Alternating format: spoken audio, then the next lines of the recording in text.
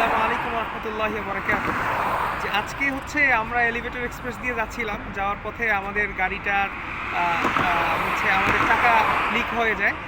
তো লিক হয়ে যাওয়ার পরে আমরা হচ্ছে ওখান থেকে যখন পাস করছিলাম, আমরা চাচ্ছিলাম যে আমরা এখান থেকে বের হয়ে যাব, কিন্তু আমরা আর রান করতে পারছিলাম না।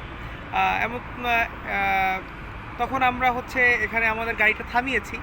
আমরা একটু একটু ইনসিকিউর ছিলাম যে আমরা এখানে নিরাপদ থাকবো কিনা।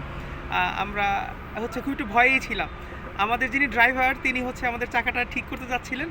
এমন মুহূর্তে আমরা দেখলাম যে আমাদের এখানে যারা হচ্ছে সিকিউরিটিরা আমার ভাইয়ারা আছেন, তারা ৩-৪ মিনিট বা ৫ মিনিটের মধ্যে তারা তাদের গাড়ি নিয়ে, তাদের টহল টিম নিয়ে এবং তাদের হচ্ছে যা যা মানে ব্যবস্থাপনা আছে সব কিছু নিয়ে আমাদের সামনে উপস্থিত হয়েছেন এবং তারা আমাদেরকে আশ্বস্ত করেছেন। এবং আমাদের যিনি ড্রাইভার তাকে আমরা একটু ভয় পাচ্ছিলাম যে আমার দূর থেকে সে কোথায় চলে গেল, তাকে আমরা দেখছিলাম না।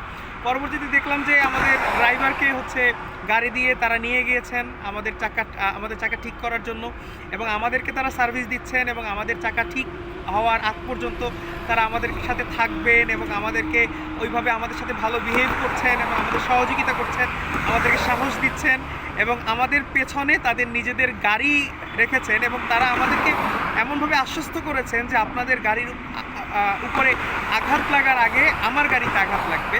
বাংলাদেশ সরকার এবং বাংলাদেশের যারা দায়িত্বশীল ব্যক্তি, তাদের এই দায়িত্বশীলতা এবং তাদের এই চমৎকার আচরণ আমাদেরকে মুগ্ধ করেছে।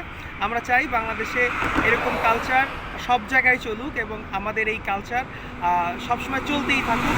আমরা বাংলাদেশের মানুষ, আমরা আমাদের সরকার থেকে আমরা একজন সুনাগরিক হিসেবে শুধুমাত্র এরকম ভালো সার্ভিসই কামনা করি। সবার প্রতি শুভকামনা, বাংলাদেশের প্রতি শুভকামনা।